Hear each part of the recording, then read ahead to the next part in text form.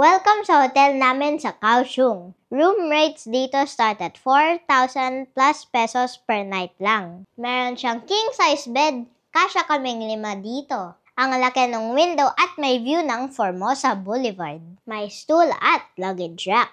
Telephone at outlet and reading light at both sides. Open closet na may kasamang bathrobes at safe. Coffee, tea, water at minibar lahat for free. Malawak na work table with outlets.